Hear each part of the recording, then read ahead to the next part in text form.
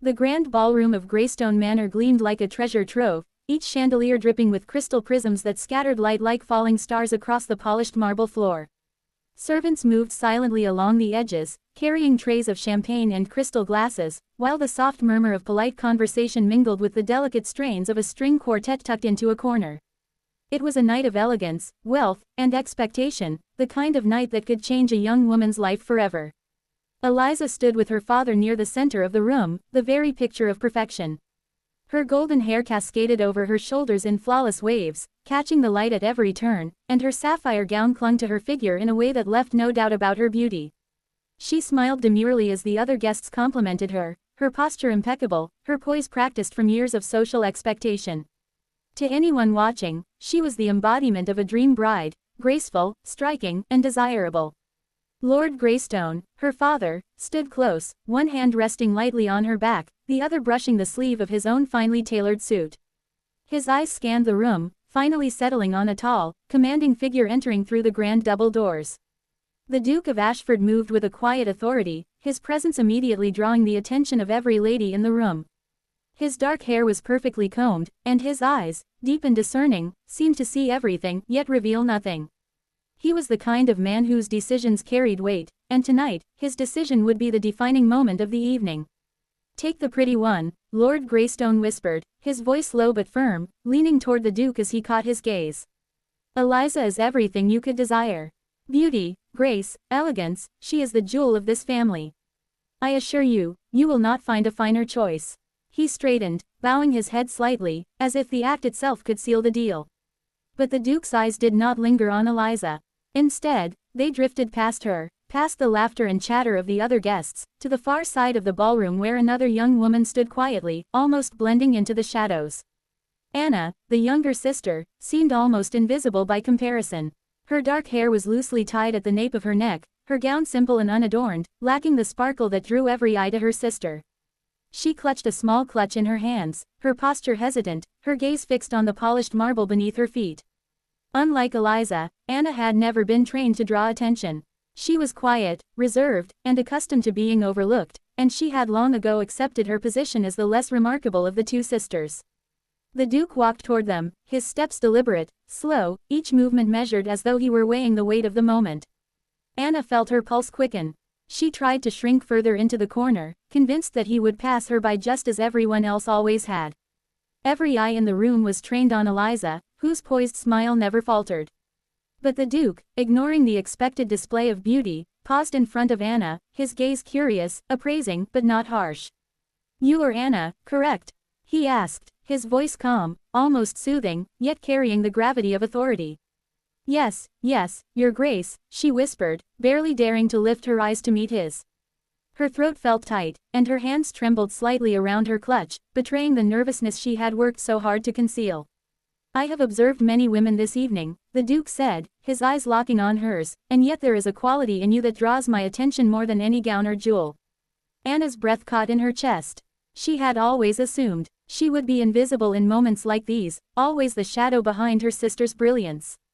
But now, the Duke was speaking to her, really speaking, as though he could see beyond appearances and titles.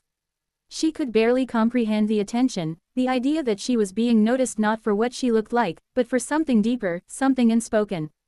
Eliza's smile faltered slightly as she noticed the Duke's gaze resting on her sister. A flicker of confusion crossed her face, quickly replaced by a carefully measured mask. She had always believed that her beauty, her careful training, and her social polish would be enough to secure her place beside the Duke. And yet here was Anna, standing in simplicity, catching his attention effortlessly. Lord Greystone's pride hardened into a faint tension. He had planned this evening meticulously, rehearsing every word, every smile, every movement to ensure that Eliza would be the obvious choice.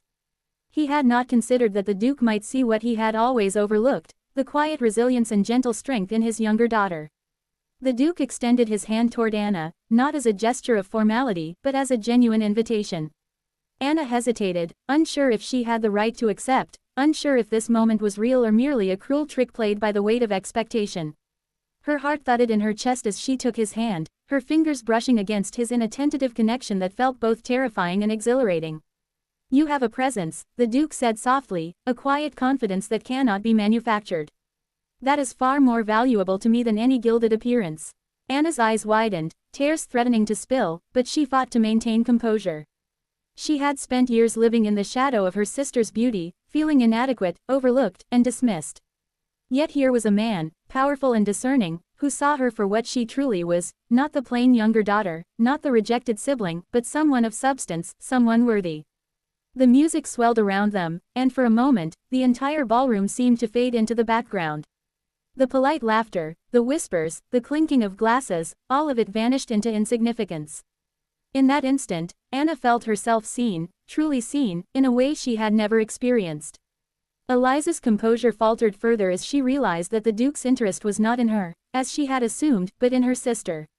She watched silently, struggling with a tangle of emotions, surprise, confusion, and an unfamiliar pang of envy. The room seemed suddenly brighter around Anna, as if the Duke's attention alone had illuminated a part of her that had always remained in shadow. Lord Greystone, sensing the unexpected turn, straightened his posture, his expression a mix of disbelief and silent calculation. He had intended to present a clear, orderly choice to the Duke, a choice based on appearances and societal expectation. Instead, he faced the unsettling reality that his plan had been quietly overturned by a man who valued something deeper, something that could not be polished or arranged. Anna felt the Duke's steady gaze upon her, and with it came a sense of calm determination. She straightened her shoulders, lifted her chin, and allowed herself to meet his eyes fully. In that gaze, she saw no judgment, no condescension, only respect, curiosity, and the hint of admiration. It was a moment that would change the course of her life forever. She had been invisible for so long, but now, in a single, unexpected glance, she was chosen to be seen, not for what the world thought she should be, but for who she truly was. Word count: 1002. If you want, I can now expand scene 2 to 1000 words with the same emotional depth and intensity, leading into the dramatic choice and the reactions of everyone in the ballroom. The ballroom had fallen into a tense silence. Guests, previously murmuring and laughing, now watched with rapt attention as the Duke of Ashford took Anna's hand and led her toward the center of the polished marble floor. Gasps and whispers rippled through the crowd like wind through dry leaves. It was unthinkable. The prettiest, most celebrated daughter, the one everyone expected him to choose, had been overlooked, and the quiet, simple Anna had been elevated in her place. Eliza's eyes widened in shock. She had always assumed that the Duke's attention would naturally fall upon her, that her beauty and refinement made her the obvious choice. Her lips parted, as if to speak, but no sound came. Her smile, once polished and confident, now trembled, unsure of how to maintain its composure. Pride and surprise warred within her, leaving her momentarily frozen. Lord Greystone's face had gone pale. He had meticulously planned this evening, rehearsed every gesture, and whispered the instructions to the Duke. His assurance that Eliza was the obvious choice now rang hollow in his ears. He opened his mouth, as if to protest, but found no words strong enough to undo the Duke's deliberate choice. His hand clenched at his side, white-knuckled, as he watched the unexpected unfold before him. Anna's pulse raced. She had never imagined herself in this position. The Duke's eyes, steady and unwavering, met hers as he guided her to the center. She felt a mixture of fear and exhilaration. For so long, she had lived in her sister's shadow, overlooked and underestimated. But now, every eye in the room was on her, and for the first time, she felt fully seen, not as a lesser sister, not as the plain child, but as someone worthy of attention, respect, and admiration. The Duke paused, lifting his chin slightly as he addressed the assembled guests.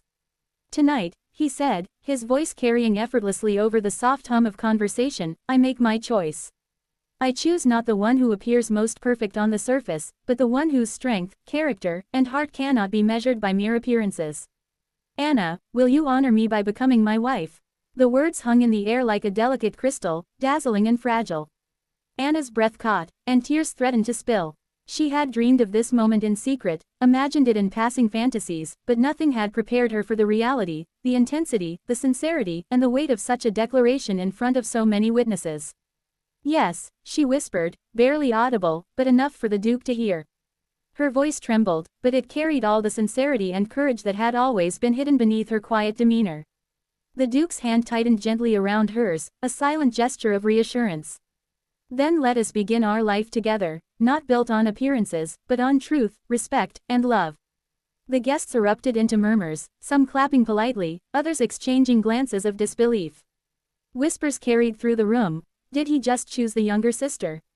And, I can't believe Lord Greystone's plan failed so completely. The tension was palpable, a mixture of astonishment, admiration, and curiosity. Eliza stood frozen, her hands clenched at her sides. A storm of emotions churned within her, surprise, confusion, and, strangely, a flicker of admiration. She had underestimated Anna, assumed she lacked the presence to command attention, and yet here was her sister, standing with dignity and poise she had never imagined Anna capable of projecting. The realization settled in slowly. This choice was not a slight against her, but a recognition of something far more valuable than superficial beauty. Lord Greystone finally found his voice, but it was shaky, almost brittle. "But, the pretty one," he stammered, his carefully constructed plans crumbling in an instant. He could not comprehend the Duke's reasoning. He had believed that outward beauty and social polish would always prevail. Yet the Duke had chosen character, kindness, and strength, qualities that could not be measured by mirrors or gowns. The Duke turned his gaze toward Lord Greystone, calm and unwavering. "Your plan was to show me beauty," he said evenly. "I prefer substance. Anna possesses that in abundance. Beauty is fleeting, but character endures." The words struck hard, leaving a silence that seemed to stretch for eternity. Guests held their breath, some nodding subtly in agreement, others shaking their heads in disbelief. In a society obsessed with appearances, the Duke's choice was both revolutionary and audacious, challenging every expectation in the room. Anna felt the weight of the moment pressing down upon her, yet she stood straight and tall, meeting her father's gaze without fear. This was the moment she had been invisible for so long, the moment when the world could no longer overlook her. She realized that rejection had not diminished her, it had prepared her for this exact moment. The Duke leaned closer, his voice dropping to a gentle murmur that only she could hear. "I promise you a life built on respect, laughter, and partnership. Not because you are the prettiest, but because you are the one I want." Tears welled in Anna's eyes, and she nodded, her lips trembling. The sincerity in his voice, the certainty in his choice, was overwhelming. For once, she felt valued for who she truly was, not what she appeared to be. Eliza, standing beside her, finally allowed herself a small, almost imperceptible smile. It was not one of jealousy, but a quiet acknowledgement of her sister's worth and the courage it took to accept such a monumental moment in public. She realized that beauty alone could not command the depth of connection and respect that the Duke had recognized in Anna. The Duke and Anna turned together toward the assembled guests. The room seemed to glow around them, the chandeliers reflecting the new energy that had entered the space. Applause slowly began, starting from the closer guests and spreading throughout the ballroom, hesitant at first, then growing into a wave of approval and admiration. People were moved, not merely by the announcement, but by the principles it represented: courage, integrity, and the triumph of substance over superficiality. Lord Greystone, still struggling to find his footing, finally relaxed slightly, his expression softening as he saw the genuine happiness in Anna's eyes. He had spent years trying to measure success by appearances, but tonight he witnessed a lesson that could not be taught through etiquette or social expectation. He realized that sometimes, true value is recognized not by those who expect it, but by those who see with clarity and heart. Anna felt a surge of confidence, a newfound sense of self that had been waiting quietly beneath her years of humility and patience. For once, she was not the overlooked sister. She was chosen, valued, and celebrated for qualities that mattered most. And as the Duke smiled at her, offering a gentle squeeze of her hand, she knew that her life had irrevocably changed, not because of beauty or polish but because she had been true to herself all along. The guests erupted into full applause now, the sound echoing across the marble floors and high ceilings. Anna's heart swelled, not with vanity, but with gratitude and joy. She had been rejected for years, overlooked in the shadow of her sister's radiance, and yet here she stood, recognized, cherished, and ready to step into a life that honored her for who she truly was. The Duke leaned closer once more, his voice a soft promise just for her. "From this day forward, Anna, we face the world together. Not for appearances, but for the truth of who we are, and what we can be together." Anna nodded, a tear sliding silently down her cheek, and for the first time, she felt completely, undeniably seen. The rejected sister had become the chosen one, and in that moment, the ballroom was no longer just a hall of grandeur, it was the beginning of a new life, a testament to the power of courage, heart, and authenticity.